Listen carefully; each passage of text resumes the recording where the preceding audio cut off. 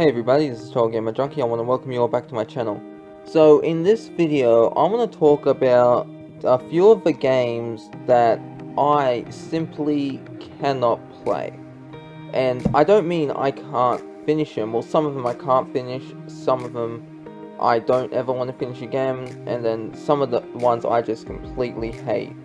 So in this list I'm going to cover a few videos. If you like this video, let me know in the comments below, and let me know if you agree with me and my reasons for not wanting to play these games again.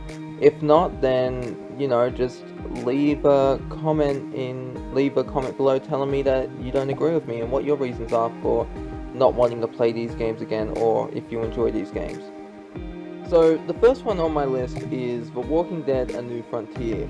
Now, I gotta tell you, this game is a fucking disgrace to a beloved series, okay? I mean, Walking Dead Season 1, that was amazing. I loved all the choices in it, and when I first played it, I had to pause the game at the end, deciding whether or not to shoot Lee or not. Like, I mean, I literally couldn't shoot him. It's like, this is me, and I couldn't put Clementine through that, but looking back at it now, it's really a mercy. So I do shoot him, have Clementine shoot him now, but the first ever time I played, I couldn't do it. I tried, but I couldn't. The choices in the game really made you think, and I found myself many times pausing the game just to think about the choices. And the second season, now I do admit that there are some parts where your choices didn't really matter. Like after episode 3, episode 4 had a lot of cut content apparently, and all the choices that you made in there didn't really seem to have an impact. But episode 5 seemed to make up for this with Kenny and Jane. And depending on what you did, you got a multiple endings. You got five to be exact, but if you want to be technical, you got 7, but those are just other endings with Clementine where she ends up alone, where she leaves Kenny, leaves Jane, or shoots Kenny after he kills Jane. And so there are 3 variants to Clementine ending up alone. Now the New Frontier just basically fucks us over. One of the things I hate was, because the writers, if you look at the titles, they're constantly switching over with different writers, and the story, the theme of it is changing. Your choices don't really matter. The dialogue is just awful. I found myself having no connection really to the characters whatsoever. I mean, and Gabe, oh my fucking god, Gabe. I cannot believe that Telltale shipped that tried to ship that with Clementine, and oh man, that whining piece of shit. Like, there are many characters I hate in games, but out of the top 10, he ranges in the top 5 area of game characters I hate. And out of the Telltale series, I hate him the most. Okay, he's the number 1. Like, forget Carver, forget Lily, forget the St. John's, you know, it's Gabriel. He's at the top of that fucking list. And really, the final season tried to make up for it. I mean, I loved episode 1 and 2, but 3 and 4 weren't that good. I mean, the final season was better than A New Frontier, but really, episode 3 and 4 ended up falling into the same trope that A New Frontier did, where your choices didn't really matter. I mean, you decide what AJ becomes? You don't. He decides in the end. Your choices determine Clementine's fate? They don't. You get one ending with multiple variants. Okay? It's not like with Season 2, where you get multiple endings. You just get one ending with multiple variants. Just like A New Frontier did. So that's why I can't play that game again. It's a fucking disgrace, and really, I'm looking forward to seeing the YouTuber Darth Marek release his Season 3 of The Walking Dead. And I can, even though we've only played that slight demo, and I'll admit, you know, the graphics are kind of weird and the animation's a bit clunky, but I don't care about that. Because this is a guy who made the game because he was disappointed with The New Frontier. And I'm 100% confident that he's going to make a game that's better than the New Frontier, because he wouldn't be going to all this trouble if he didn't believe that. He even says it if you go to his webpage, which I'll leave a link in the description below. You go to the webpage and you can read about, he says, I thought I could do it better, and really he's hired all these voice actors to voice the characters, and I for one am looking forward to this game. And I'm going to be playing it and uploading the episodes to my YouTube channel. Episode 1 is meant to be coming out this year, though I don't know when. Okay, now let's move on to the second game. Now, the second game is really another fucking disgrace, and it's the third entry, like the New Frontier is in the Walking Dead series. And this is Infamous Second Son. Now, honestly, if you've played the first two Infamous games, then you should have a brief knowledge of the history of what happens. So, Infamous Second Son takes place 7 years after the good ending of Infamous 2, which is where Cole uses the RFI to cure the plague and ends up killing himself, Lucy Quo, the Beast, and every person with a conduit gene. Now, this game does not keep in line with the lore. It doesn't know. It's all over the fucking place. It's a complete mess. Okay. Now, there are multiple reasons about why there are conduits. Now, the first one is that the race sphere, the RFI, it didn't cure the plague. It mutated it. So the plague is spreading and turning people into conduits. Okay. Yeah, that seems a reasonable explanation. But they come out with 4. Sucker Punch comes out with 4 explanations, and is it Sucker Punch that made the Infamous series? I don't know, because I can't. I'm just so angry. I'm blocking out what company made the Infamous series. I'm pretty sure it's Sucker Punch. Anyway, the second reason is that some conduits had an immunity. How could they have an immunity to the RFI? Their bodies, to be immune to something, I'm getting tongue-tied. With immunities, you have to be around something, say, chickenpox, for example. When you get that, the first time you get it, you're sick, and then afterwards, you don't get it anymore, because I remember I got chickenpox once, and then afterwards, the chickenpox went away. I haven't had them back since, because my body has adapted, so I won't get chickenpox anymore. Although, it's obviously more complicated than that, but, yeah, essentially, you need to have built up a resistance to something to be able to resist it. Now, the third reason is only 90% of conduits were killed. Okay, 90% of people who had the conduit gene ended up dying. And it's hold on. What? Because really, Infamous 2 established that everybody with the conduit gene was killed off. It doesn't specifically imply it, but it's implied. It's not said, it's implied. Now, the fourth reason here, and this is so stupid.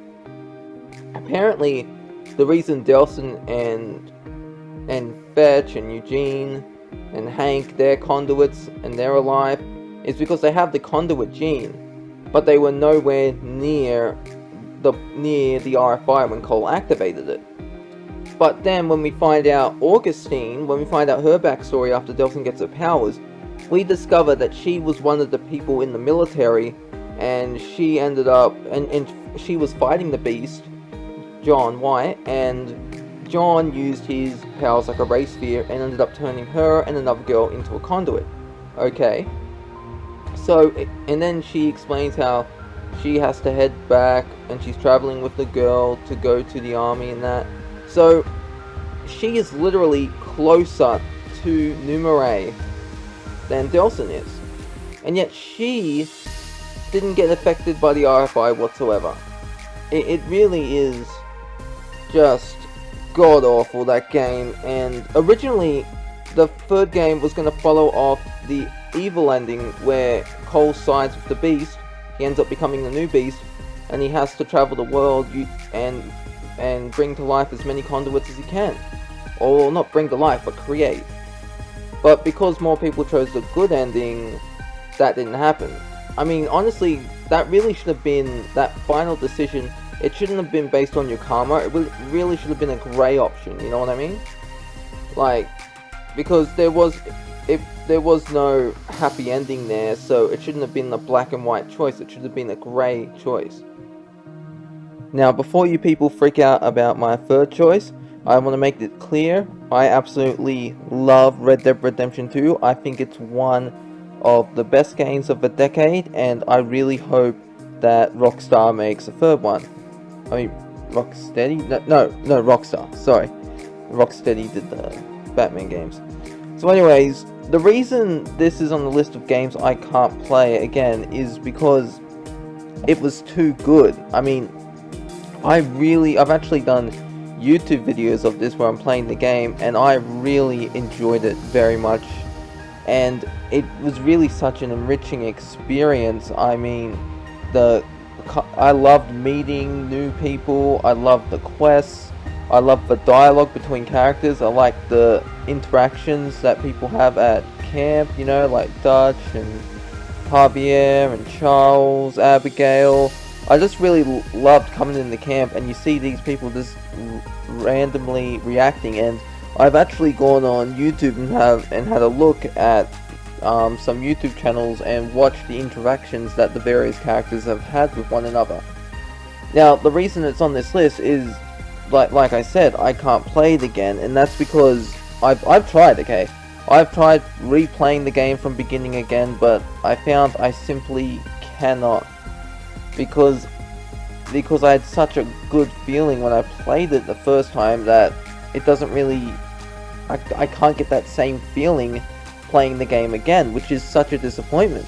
Like, not the game, but just the feeling I get, because this is really one of those games where you can only play it once and experience it, like, its greatness for the first time. You can never recapture that feeling of amazement and surprise and wonder, because you already know what's happened. That's why sometimes I wish that I could just forget my experience with Red Dead Redemption 2 and then replay it.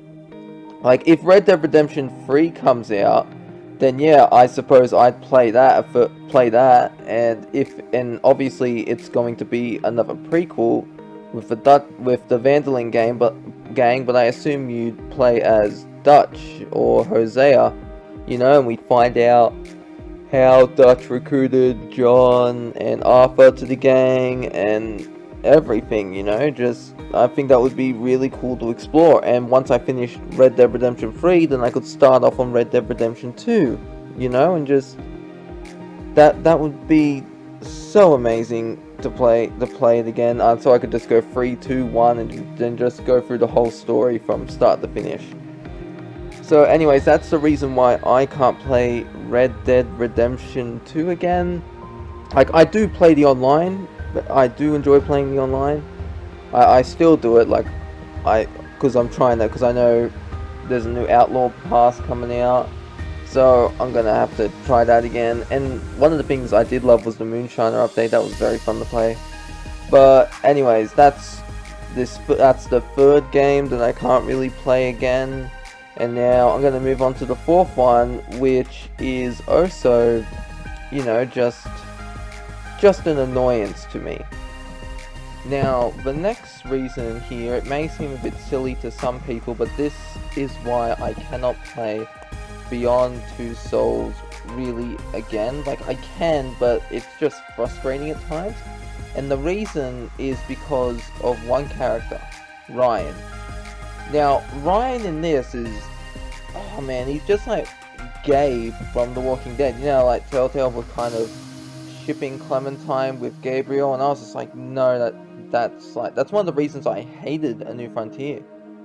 Because they were basically deciding Clementine's sexual orientation, you know, like what she likes. And that's why I'm glad the final season gave you the choice of Violet as a romance option as well, because that thing of Gabe was just, oh my god, like, whoever came up with that, I'm not gonna lie, I just want to punch him in the face. I mean, I'm not a violent person, but god damn it. So anyways, when the game trailer first came out for Beyond Two Souls, I saw Jody and Ryan were arguing in a plane, not in a plane, sorry. So, no, it was a helicopter. What am I saying, a plane for? I'm an idiot. In the helicopter, Jody was like, you lied to me, I trusted you, and so that was kind of like a red flag for me. I was like, alright, what has he done?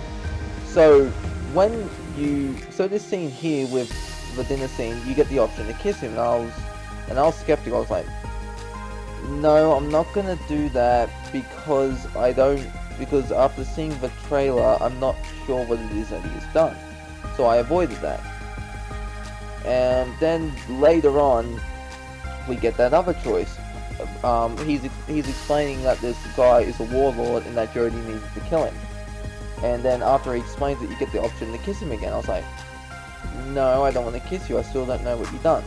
And then you find out, after you killed the warlord, you discover that the guy wasn't really a warlord, but he was the country's president.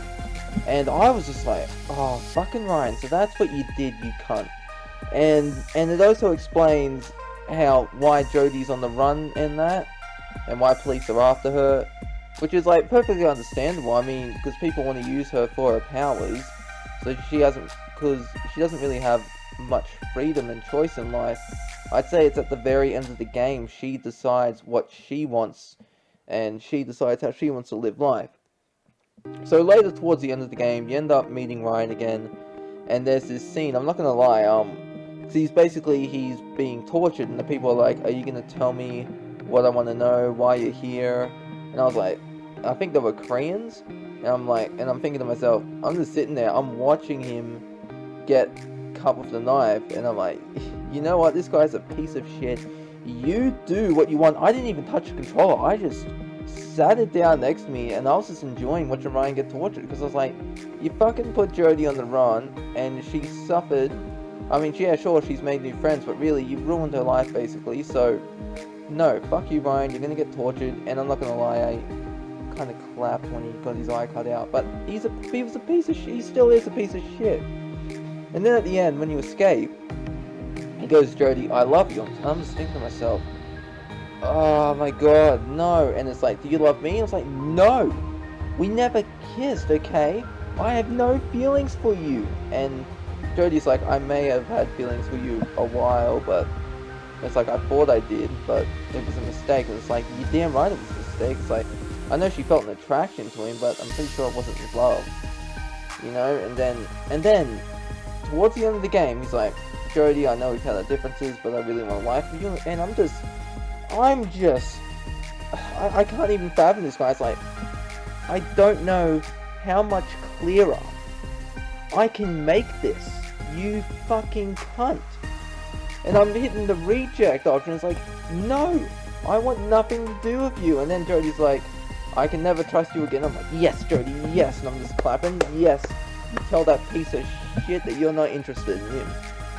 And then, like, I was so happy when he was like, I understand. It's like, I'll be here if you need me. And it's like, alright, but I don't need you. I just explained that. So later on, you find out that Willem Dafoe's character wants to be with his family, and he's gone crazy and turned on one of the other world, whatever it's called, basically, and all those spirits and that are coming in, and so Jodie and Ryan have to go shut it down. And then afterwards, I think his name was Nathan, Willem Dafoe's character, that's it. And after Nathan's shot himself, Jodie tells Ryan she has to go alone. Ryan gives her his belt, and the two kiss. And at this point, I smashed my controller on the ground. First time I've ever done that. And I've never done it again since, but that was really the first time, because I was so just fucking angry with this, and like, it's like, come on, don't force me to have Jodie be with this asshole. And I know some of you may have liked him, but really I didn't, because he's a liar, he's a snake, and quite frankly, his apology about, he never even apologized to Jodie. He's like, hey Jodie, I'm sorry I tricked you into killing the president. He never apologizes. He's like, I know we've had our differences, but maybe we can try and make it work. There was no apology. Okay, and then I get at the end, where I get to choose to go to the other side, or stay, you know, stay alive. And so I'm looking at I look at the other world first, and you see some of the people that have died there, and it's like, okay, and then you go and you see Ryan, and it's at this point I'm just thinking, and Jodie's like, to where all my friends are, where I can find love, and it's like, no, I can't do this, okay? I cannot live in a world with him. And so, it's because of this guy. My first walkthrough, I made Jodie cross over to the other side just to get away from this piece of shit. And then, when he gets up and he's looking for Jodie, and he's holding her body, and he's so upset and crying, I was like, worth it. Totally worth it.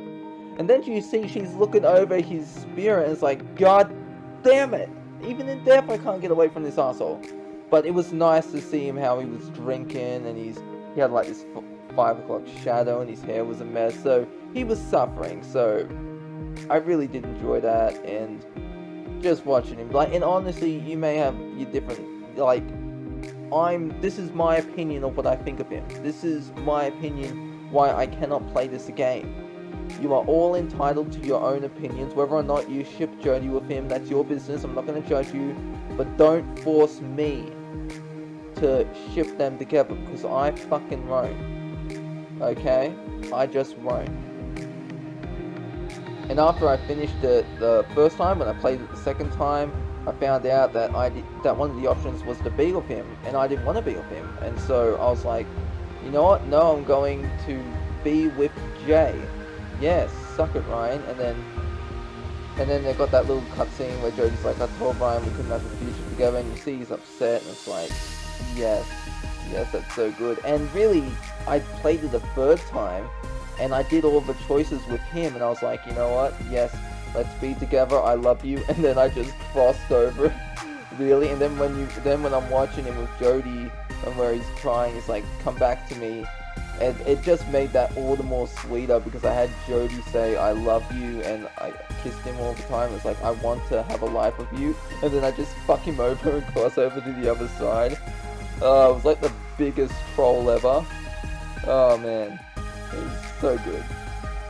Now, I'm going to end the video with this last one here, and it is Prince of Persia, the 2008 game. Now, I won't lie, I really did enjoy the boss battles in it. I thought they were pretty fun, but the reason I can't play it is because it's not canon.